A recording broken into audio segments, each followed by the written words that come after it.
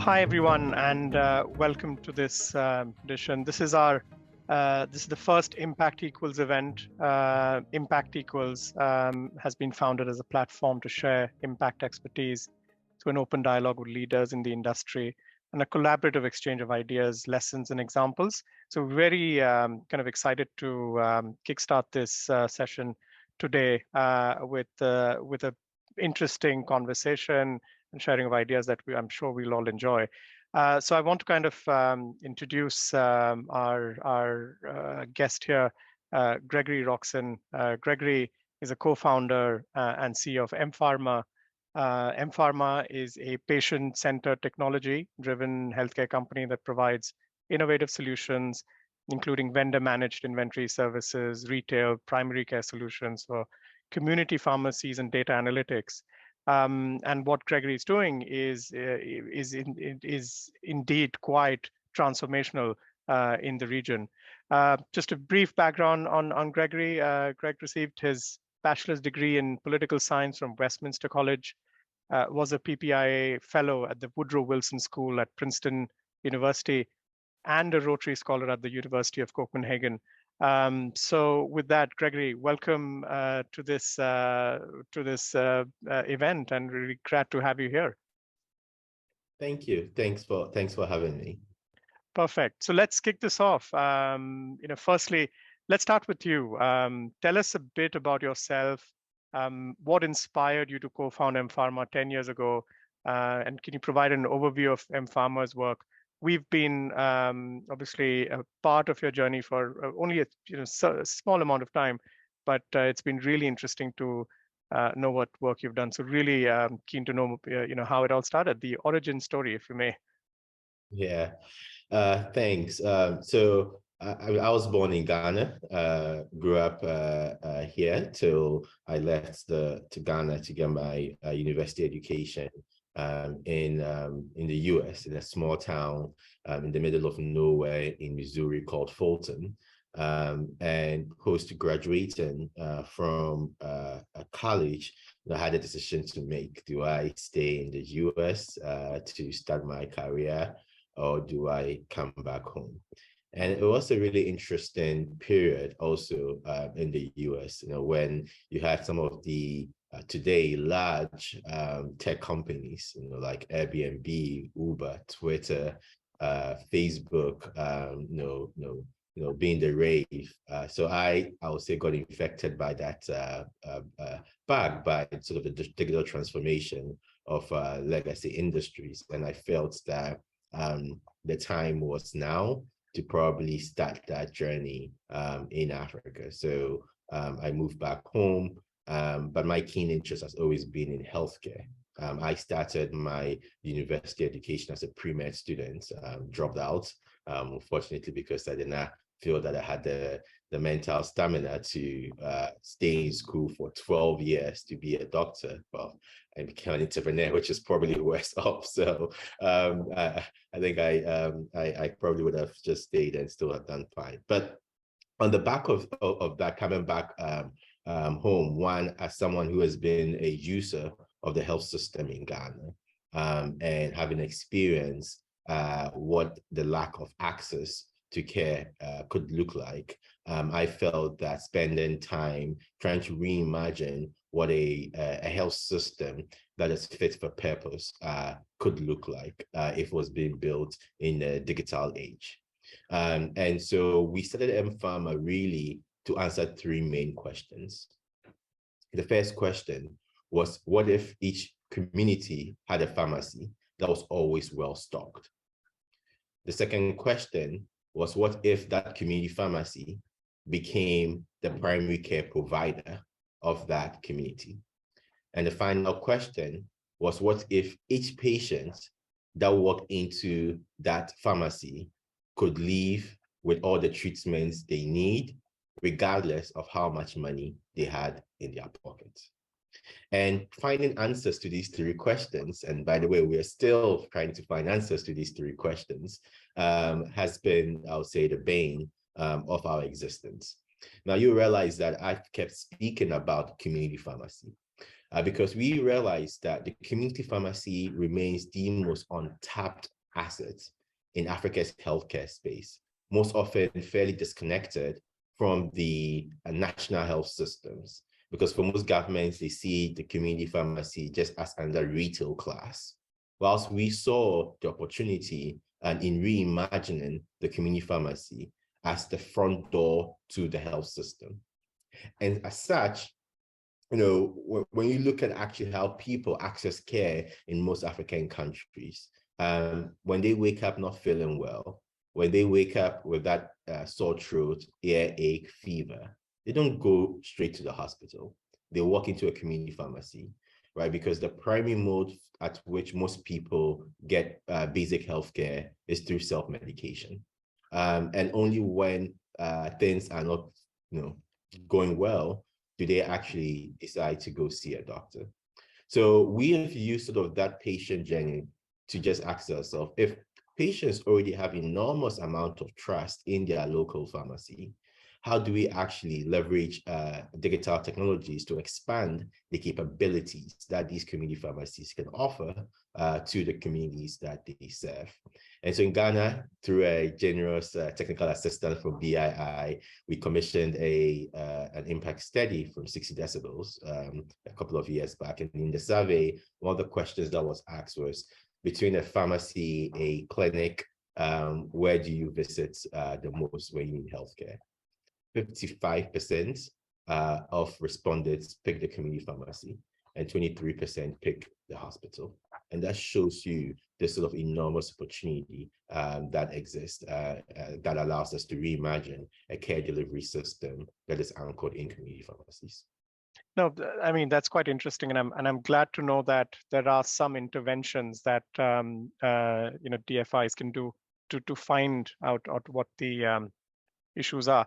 But just broadly, and you have kind of touched upon this, how did you think about the problem that you're trying to solve on health tech? So, why health tech?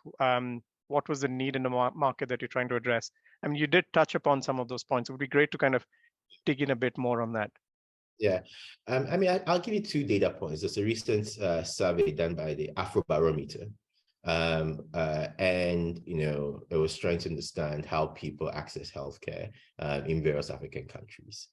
And 49% of people said they went without needed healthcare at least once in a year.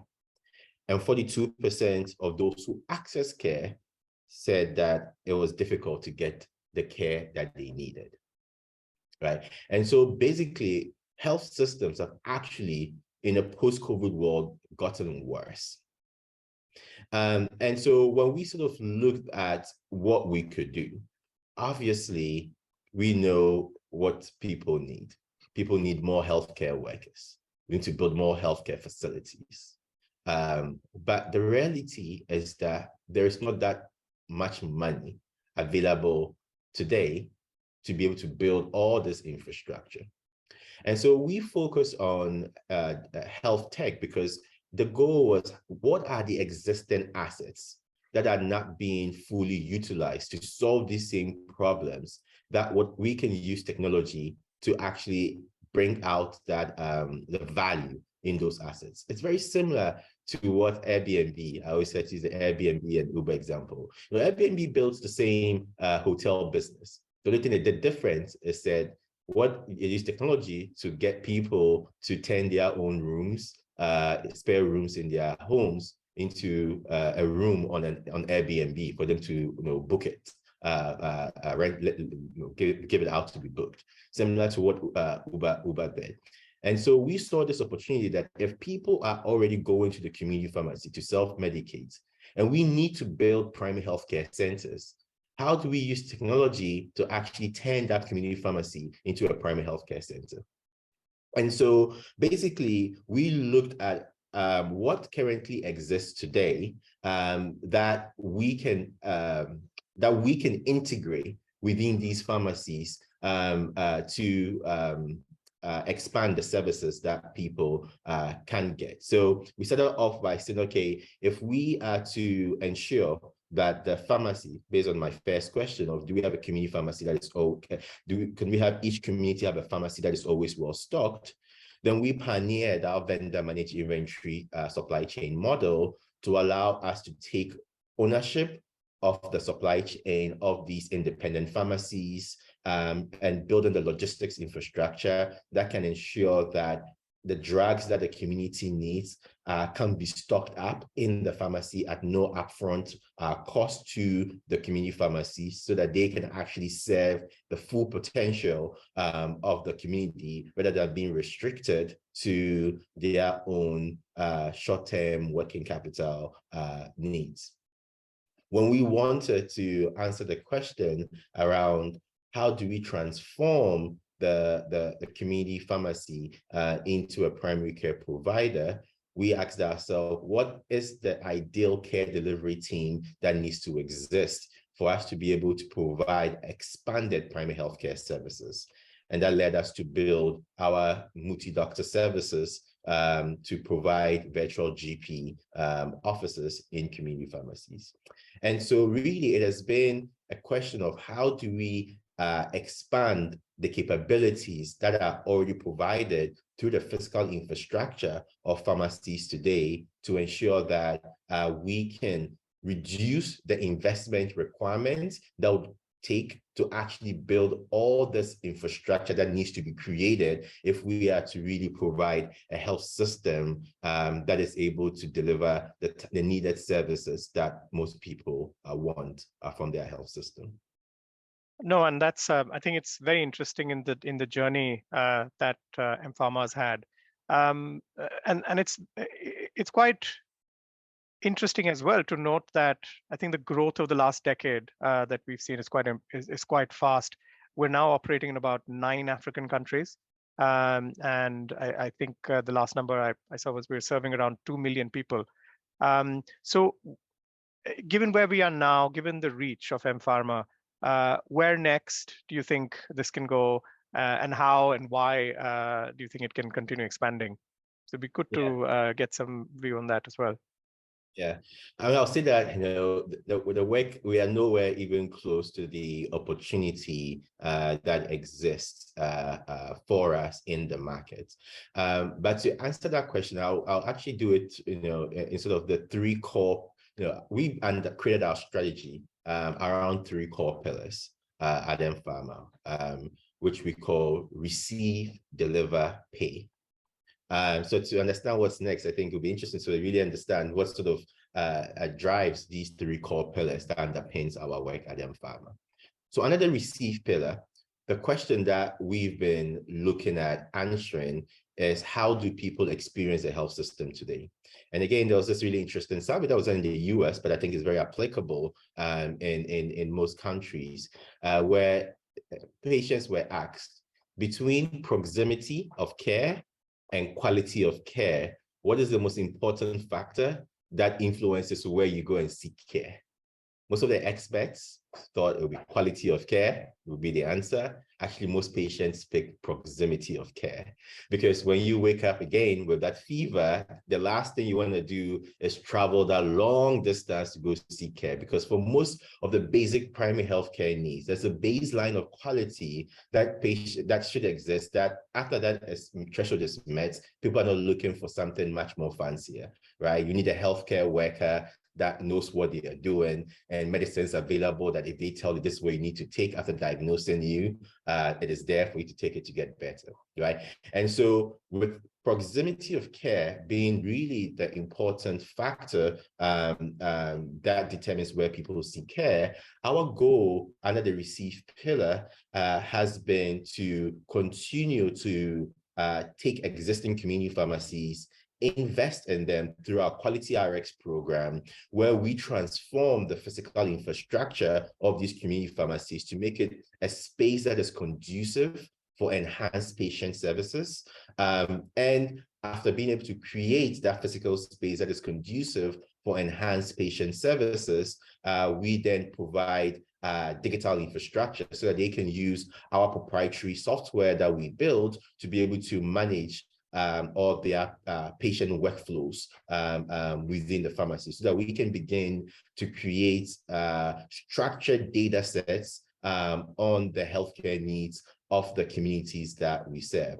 So today, we support over 600 community pharmacies and health shops across the continent, seeing north of 200,000 patients each month that come to receive their medications from these pharmacies. And our goal over the next 5 years is to increase that footprint to north of 1,500 pharmacies under management across the continent, really to create the largest footprint of community pharmacies that have been set up to provide enhanced primary health services. And then that feeds into the second pillar, which we call deliver. And deliver really is built around the idea of leveraging technology to deliver primary healthcare at price points that are much cheaper than what is currently delivered through the public health system. And so under the deliver pillar, there's sort of two core focus of M Pharma.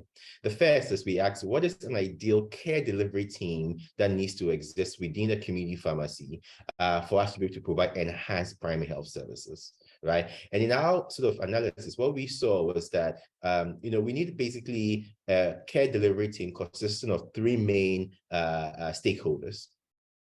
The one is the physician, the second is the community health nurse, and the third is the pharmacist. Well, having the pharmacy in the first pillar brings with it a pharmacist. So we have that solved for. So how do we integrate two additional stakeholders within the physical infrastructure of that pharmacy so that that community can have enhanced primary care services? Well, it will be too costly for us to try and put a doctor in every single community pharmacy. First, we wouldn't be able to find that many doctors to hire first place, and it would just not, the economics wouldn't make sense. But what we saw was an opportunity to put a community health nurse in each of these pharmacies, because a community health nurse is about a third of the cost of a doctor, but a community health nurse can be upskilled to provide the first line of health screening for patients that come to the community pharmacy. And if after the first line of screening, the nurse, community health nurse feels that they need a doctor to join that intervention, we built a telemedicine service that allows them to send a request through our software for them, the doctor to then join remotely. But to make sure that the services that are provided are not just a regular video call, we equip the nurse with remote medical examination and diagnostic tools so that they can assist the doctor with medical examinations. So when you walk into our multi-pharmacies that have a multi-doctor office, we have, digital stethoscopes, otoscopes, tank depressors. We have rapid diagnostic test kits that allows our nurses to be able to perform almost 14 diagnostic tests, from malaria to H. pylori to the complete blood count. And this allows the doctors to still be able to provide the same level of care that an in-person visit to a hospital can provide. But the beautiful thing about all of this is that we are able to create a GP office within these community pharmacy for a monthly operating cost of $550. Now, bear in mind, in Ghana, it costs the government about $4,000 a month to operate a public primary healthcare center. So again, that shows how digital transformation of pharmacies allows us to create a cost delivery infrastructure that is even cheaper than what the public health system has to incur if they have to be able to expand the capability of the public health system. And then finally, the third pillar is pay. Obviously, we are not a charity. People still have to exchange money as value to get the services that they need. And we believe at M Pharma that obviously, providing universal health coverage is really the way to go in terms of removing inequalities in healthcare delivery. But the challenge around universal health coverage and health insurance is not necessarily a premium problem. It's really a cost to deliver care problem. Because if the cost to deliver care is high, then the premiums that have to be charged by payers will be high to be able to pay for the care. And so what we focus on is how do we take this care delivery platform that we are building that can lower the cost to deliver care and making it available to payers for them to actually begin to leverage this cost delivery opportunity to create new health plans that are much more affordable and cheaper than what they currently pay when they are reliant so much on hospitals being the foundation to deliver care. And so, for us, what is next for us really involves continuing to invest in these three pillars of growth that underpins our work at M Pharma, with the view that success for us means that we build a health system in the image of the UK NHS that is privately run. I've always, whenever in the UK, the question I ask people when they ask me, what's sort of the big vision? I say, imagine if the UK NHS was built by the private sector, what would it look like? And that's sort of the aspiration that I have with M Pharma, to build an equivalent of the UK NHS, but that is run through a private sector model. Perfect. And Gregory, that was very interesting in the way you kind of were weaving that narrative of what you see. I think when we look at digital transformation in our markets, I think we see exactly the similar things. We see the participation of existing workforce who needs to be skilled. You have that hybrid kind of model working. So I think the one misconception that people have of digitizing emerging markets is that you somehow eliminate people from that equation. But as you pointed out, you will still need a community nurse there. And when you combine that with a high-tech telemedicine solution, you actually are delivering versus a misconception that everything goes online. And I think when you talk about misconceptions, I think one of the final questions I wanted to pose to you before I kind of open this up a bit wider is, what are some of the broader misconceptions that you see in the markets you operate in, and how do you kind of tie that with the current state of the digital landscape in Africa?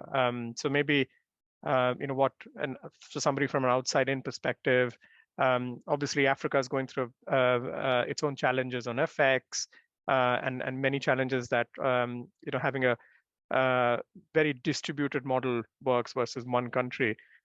So what are some of the misconceptions that maybe you want to point out? Well, I mean, I think in general, yes, it is risky, but there's no opportunity without risk. And I think too often we focus a lot on the risk of in doing business in Africa than on the opportunities, forgetting very well that in almost any new, if we should think of the emergence, take for example, artificial intelligence today, it's sucking in billions and billions of capital, but there's enormous risks that AI brings. But that does not take away the opportunity that people are focused on and what it can do in terms of transforming entire industries and sectors. And so I think that when it comes to the context of Africa, too often, the Africa risk premium that is sort of talked about a lot. But I've always said that, as an entrepreneur, I have no place to go. The only place I will build for and can build for is Africa, whether, it goes up or it goes down and it goes up again. If you have a long-term mindset of building, you know that these waves come and go. And what you have to just do is focus on, are you creating value that is long-term? Right? Because if the value that you are creating is something that is core to human nature, we have a saying at M Pharma that, we want to create our services that are so valuable that it becomes irresponsible for a customer not to be a multi-member. Right? And that is sort of what drives how we think, right? Because if we build our services in a way where it is so integral to how people live and survive that it becomes irresponsible for them not to actually use those services, then it doesn't really matter what the short-term ups and downs are if we have a long-term view. So I come back to this idea of the Africa risk premium, which I think is a big it's real, but I think it's really the time frame that we look at it. And if you are obviously looking at Africa as a 1 to 2 year time frame, then of course it's not going to be an investment that is worth it. But if you are looking at Africa through a much more long-term approach, then you just have to look at history and ask yourself, in the 1990s, what was the continent? Where is the continent today? And you see that the long arc of progress actually tilts towards more development and more prosperity than what you see in the short term. No, that's great. And I really want us to now broaden this conversation. I want to bring in my colleague, Megha Okai, who's part of the venture capital team. Megha, welcome. VC investment in the digital transformation space is increasingly important to BII, as we know. And I think the way BII looks at digital transformation is, in ways like how can we invest in early stage companies, which then can scale, and how can we actually also invest in the enablers, whether they're telecom or data centers, etc. So there's a holistic view on BII around this digital transformation question.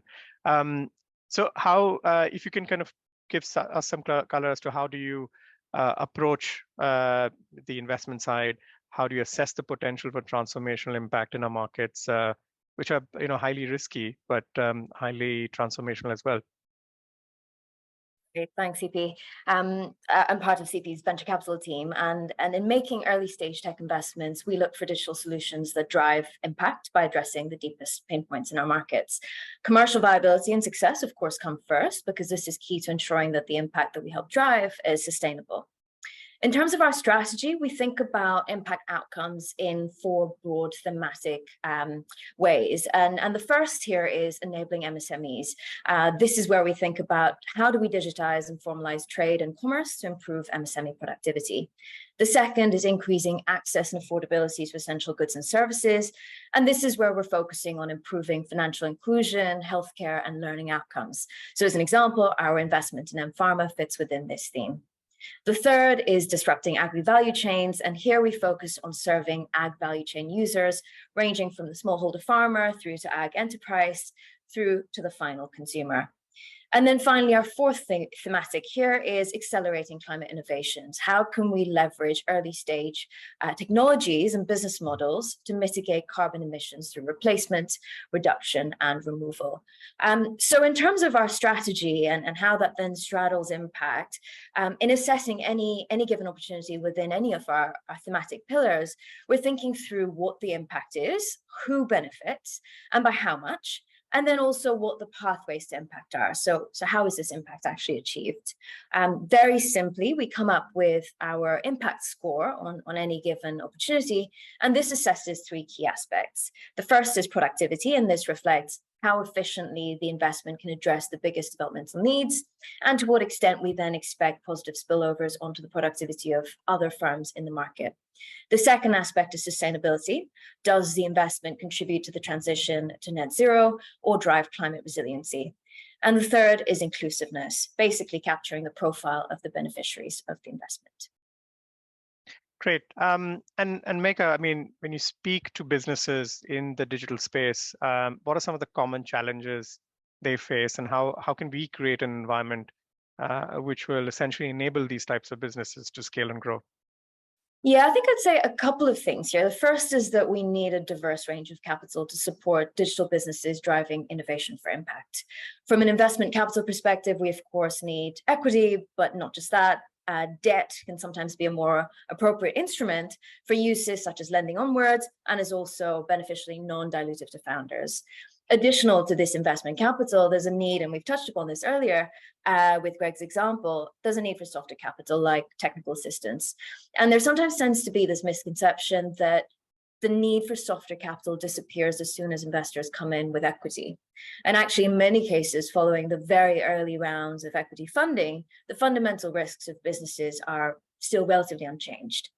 At BII, we have the luxury of having a full spectrum of capital that ranges from our technical assistance facility that Greg mentioned, BII Plus, to our blended finance offering through Kinetic, and eventually our investment capital, which we think about as catalyst and growth. And we continue to support our portfolio with technical assistance and at-risk capital to drive impactful initiatives like upskilling, experimenting innovative use cases, testing new target markets, and mobilizing local debt providers. I think the second point that I'd make here is that there's a need for more South-South collaboration. This is not just between startups, but also investors and the broader donor community as well. And so if we think about India and compare it to various regional African markets, the dynamics are fairly similar and similar enough that solutions could actually be adapted relatively easily across these geographies.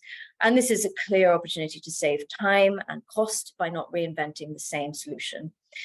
This is something CP, as we talk about it, we're trying to, in a very real-time manner, do with our own VC portfolio. How can we disseminate cross-learnings within each of our thematics across our geographies, and also help join dots to drive potential partnerships?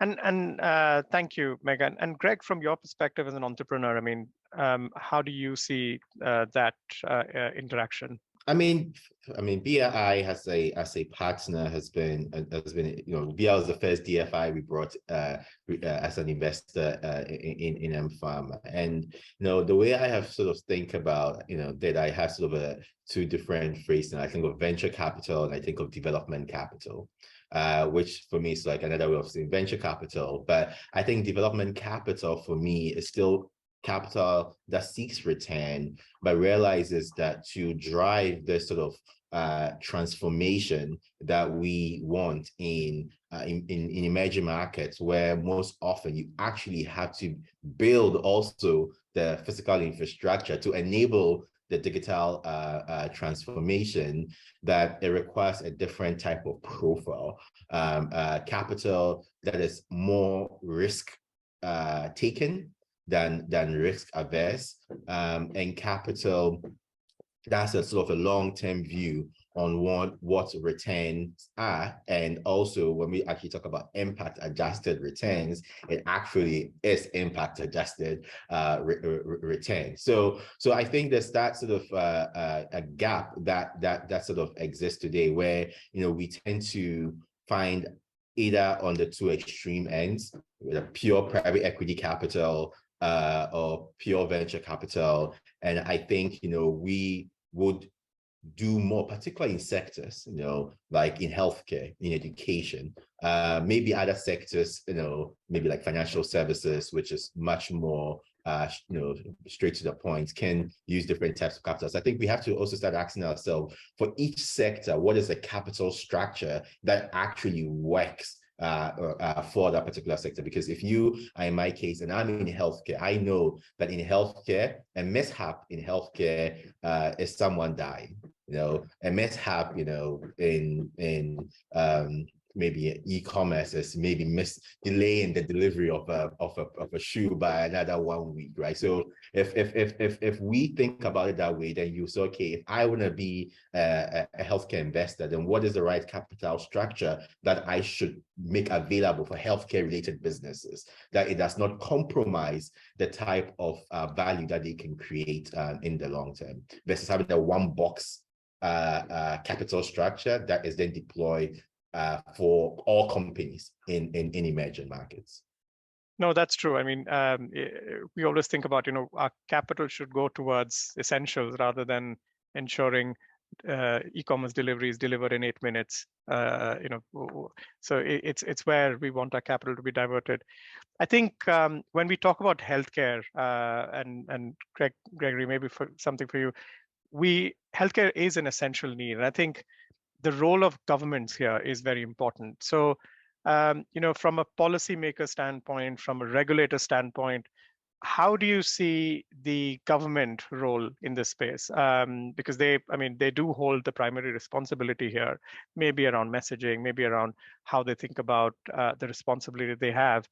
And and you're obviously an entrepreneur, it's a private enterprise. How do you see that role? What can they do more to create an environment? How can we kind of work together on this? Yeah. As you rightly said, I mean, healthcare is mostly seen as the purview of the government in terms of providing basic healthcare services. In fact, the same survey from Afrobarometer, when people were asked what is the most important thing that they want their government to focus on, the first was solving unemployment.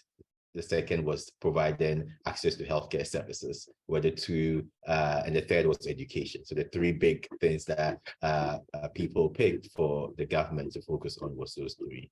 And so we cannot, everything requires government regulation. I think we need, faster pathways to approvals, from anything from medicine, drug approvals, to make life-saving medicines available to patients. But the problem that we see most often is because every African country has its own regulatory framework, basically you actually end up having a diseconomy of scale, because every single time you go into a new country, it's like starting all over again, where if we have common regulatory pathways, for example, if I have received approvals for medicines in Ghana, maybe if I go to Nigeria, Nigeria should be able to rely on the regulatory approvals from Ghana to be able to have maybe a faster pathway to make that happen. So that's the first step. From how do we create common regulatory pathways to make sure innovation is not stuck whilst people suffer. The second thing is also the phrasing in terms of how governments see their role. Are you a gatekeeper? Are you a gate opener? And most often, I think governments embrace the role of gatekeeping more than gate opening. And that obviously also comes from the idea that most often, when you are trying to make a decision, you are human beings, and it's easier to look at the decision that you are making from how it affects you, rather than, there are many people out there who may not have the luxury of opportunities, who any sort of blockage in the type of services that you provide can be a life or death situation. And so I think that governments can enable innovation if they see the role not just as gatekeeping, but as opening the gates as well. But I'm hopeful that things are changing. In an age of scarcity, and I actually like scarcity, because during scarcity, we are forced to embrace new ways of thinking. Because during periods of abundance, it's so easy to just default to what we are comfortable with. But when we have to make decisions, not between a nice to have and a must have, but the choices are between two must haves, we are forced to actually, try to push out the rule books and say, okay, what can we do? And I see that in my conversations with government officials, where there's a much bigger openness today to say, yes, we know we are lacking. We know we don't have the resources to be able to enable these type of access. What can we do today? And I'm more optimistic that that could help create more regulatory pathways to be able to introduce new type of services that in the past may have been difficult to introduce. Yeah, perfect. And Megha, maybe perspective from you would be helpful.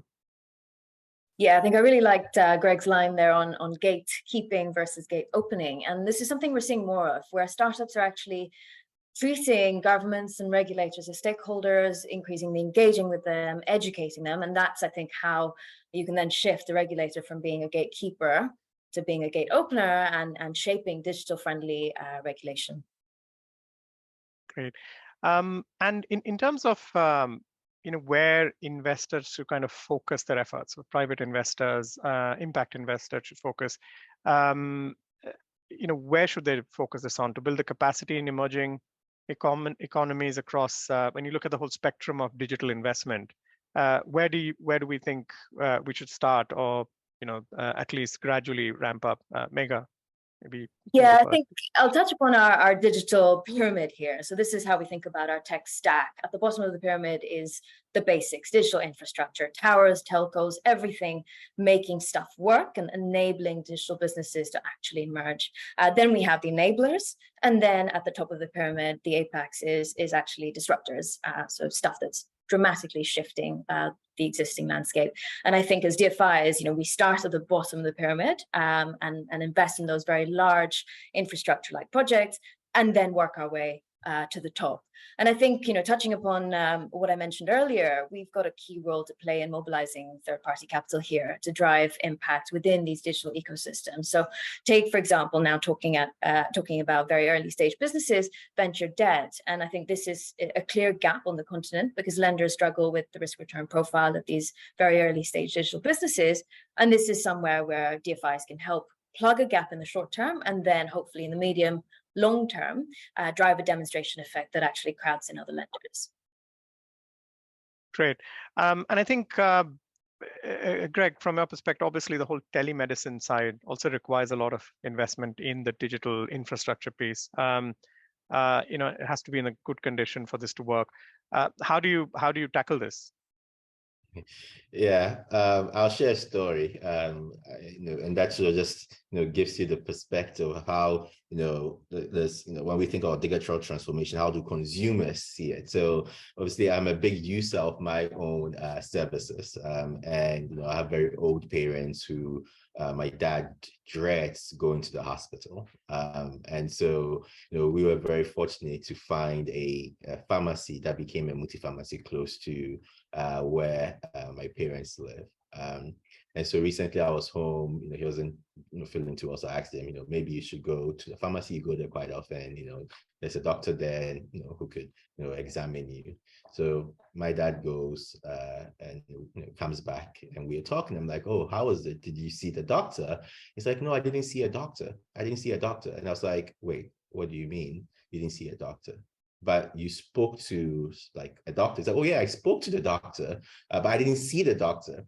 And by him saying he didn't see the doctor, it means the doctor wasn't physically located in the pharmacy. So, I mean, he spoke to a doctor on the screen, but that to him does not equate to him seeing the doctor, right? And that is just part of the journey that sort of digital transformation takes. So when we started our work, actually, we were less focused really on the telemedicine aspect of that whole infrastructure, but more about a critical question is how do we build trust in the system? Because if we build trust in the system, then the digital aspect is just the enabler of being able to make the system work cheaper, faster, better, right? But it is actually about having people trust the system. So we did a lot of analog things. We have community health days where we have nurses that just visit homes to just do preventive wellness checks for patients and talk to them about the need to be more proactive in using health services. We had the nurse. Actually, one of the most important aspects of enabling this transformation to work was the fact that there's a nurse that is sitting next to the patient. In fact, for most people, if we had just told them, walk into an empty room, there's a tablet there, press a button, and then the doctor starts speaking to you, they'll say you're crazy. I'm not going to do it. But people were more comfortable doing it because at least there was a nurse sitting next to them, so that when the doctor came on the screen and the doctor asked the question, the nurse could assist the patient in responding to the question that the doctor was asking. So you have to always think about what are these the tools that need to exist within that digital asset or solution that you're providing that can enable trust in the system, or else you just have a white elephant that, yes, is great as a digital example, but no one uses. And today, on a monthly basis, we have over 12,000 people that go to a multi-doctor office to engage a digital doctor. This is one of the largest telemedicine services on the continent today, right? But it's because we focus on enabling trust in the system, and we have to think about how we do that. That's interesting. I mean, there's a common term that we keep hearing a lot, which is blending of the physical and digital, right? The phygital models, and I think we also see that in high-tech technologies such as AI, where you need people to kind of interpret, you need people to guide people along the journey. I think, and I'm just kind of also trying to see some of the questions that are coming in, and one particularly stood out because Gregory, what we're doing here is obviously you've talked a lot about the inadequacies of public health systems in many of the countries that M Pharma operates in. How do you kind of ensure that what M Pharma does not in any way undermine that public health service and divert kind of crucial resources which are needed for public systems, which kind of cater to the really low income, poor populace. So how do you kind of work within that ecosystem and kind of grow it together? Yeah. What I have experienced in the last couple of years building M Pharma is that when someone wakes up not feeling well, the first question in their mind is not, what is the closest public hospital to me that I can go get care? The question in their mind is, which healthcare facility exists around me that can provide me the care at a price point that I can afford? And if it's the public health hospital or clinic, great. If it's a private hospital, great. Or a pharmacy, great, right? And so basically what I believe in is actually that we need to provide choices to the consumer. And the consumer should be empowered to decide where they go seek care. Because basically what we need to be able to create, and I always like to use the word when I think of M Pharma, that we have to be both collaborative and competitive. One is that the public health system needs competition. Because if we create competition by creating value to the patient, and the patient realizes that they can actually get the same quality of care at a much more affordable, and I gave you the data point, right? $4,000 to run a primary healthcare center versus $550 to create a virtual GP office within a community pharmacy, which means that the cost to actually deliver services in the community pharmacy for these basic primary healthcare needs is much cheaper. For context, when we did our analysis, it will cost us to treat a basket of 14 diseases, the 14 most commonest conditions that people would typically self-medicate on. It cost us, with our setup, $3.45. In the equivalent in the public service in Ghana, it's about $8 to treat a basket of 14 diseases. So it's about double what the government will pay. So in a way, actually creating this infrastructure allows us to showcase how you can extend limited health resources that is complementary to our objective of ensuring that everyone gets access to the care that they need, whether it's in the public health system or it's the private health system. What we've done at M Pharma most often in several countries, it's actually the infrastructure that we've built is now, we've always integrated into the national health system. So in Zambia, as an example, the government social health insurance scheme, NEMA, we accept the national insurance scheme in our pharmacies in Zambia, enabling the government to increase the number of healthcare facilities that patients, whether poor or rich, that have the government's social insurance scheme can use.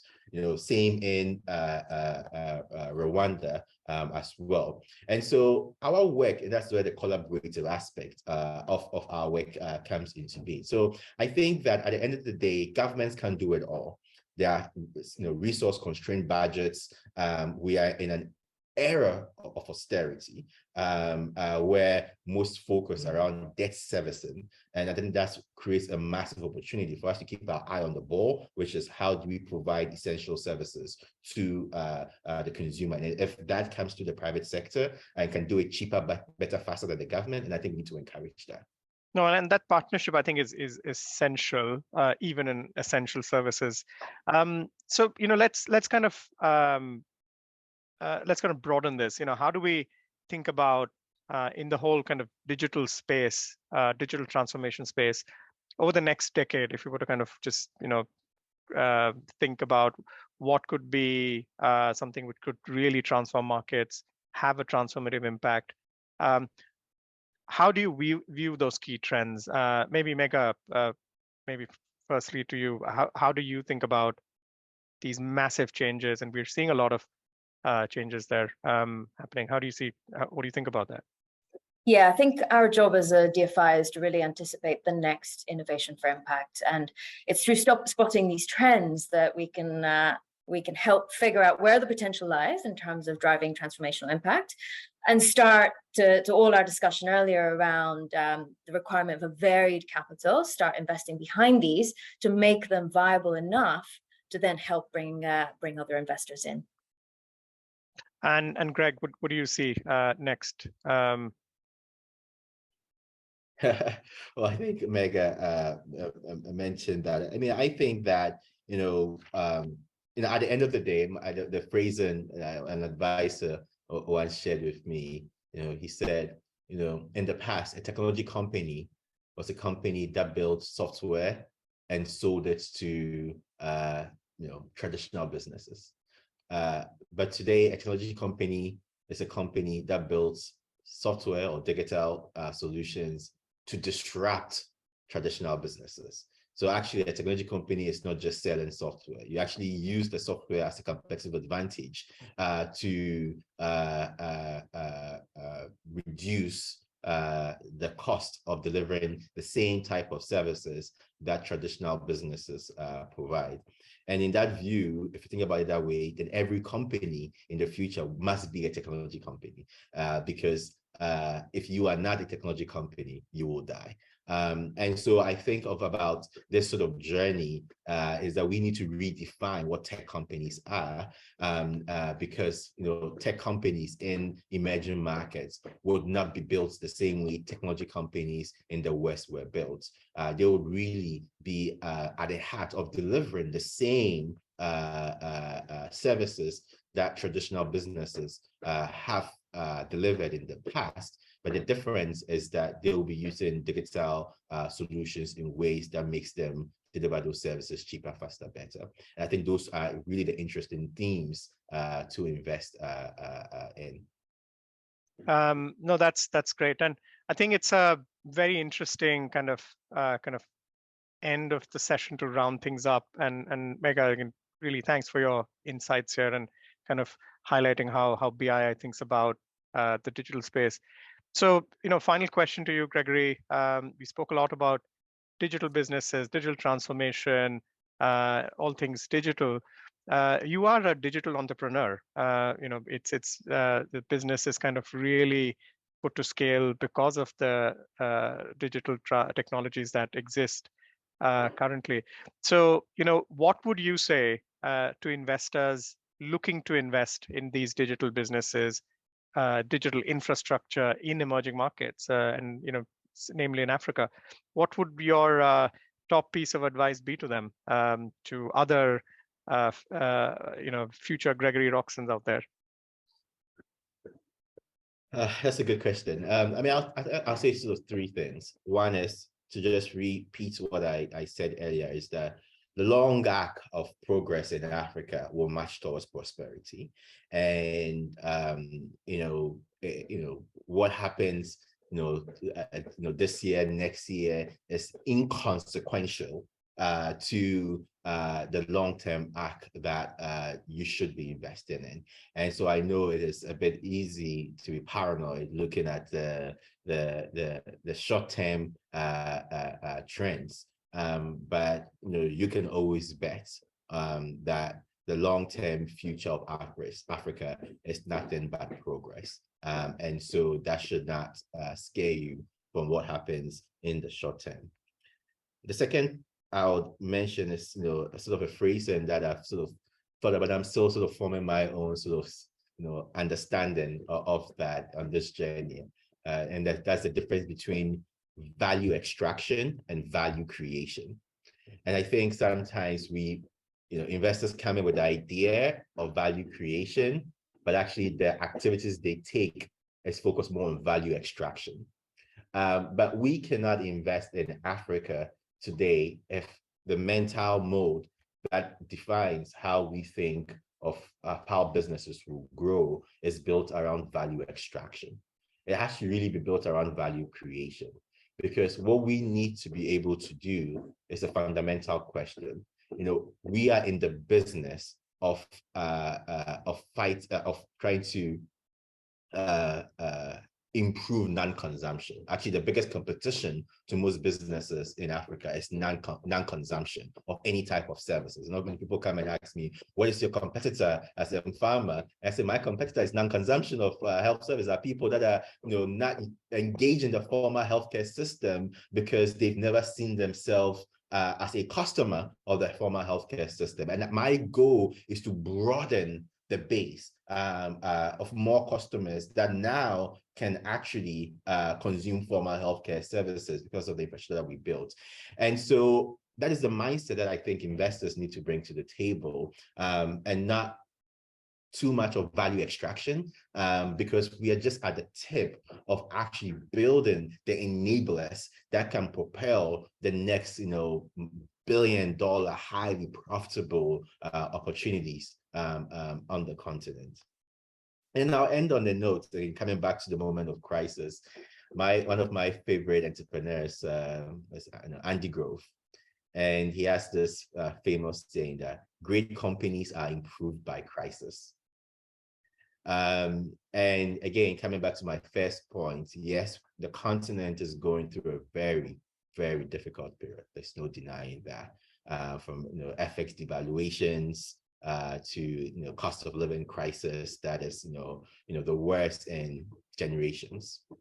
But great companies that are building in these tough times will actually be improved by these crises. And so you should not be afraid by what you see in the macro. Always look at the micro, because it's the micro that drives the value, not the macro. No, that's perfect. And obviously, Andy Grove also said only the paranoid survive. And I think you have to have that healthy paranoia when you're trying to really drive this level of change. And as we say, we do the hardest things in the harder places. So we are at an end of this session, and I just wanted to thank Gregory for your time, for joining us and sharing your insights. Thank you also to Megha to kind of really explain to us how BII thinks about early stage investing in these transformative companies. And thanks to all of you in the audience as well, in sending in your questions. Hopefully the conversation did kind of address some of them. So until next time, as I said, this was our first Impact Equals event, and we will kind of endeavor to have more of these conversations down the line. So thank you everyone for joining.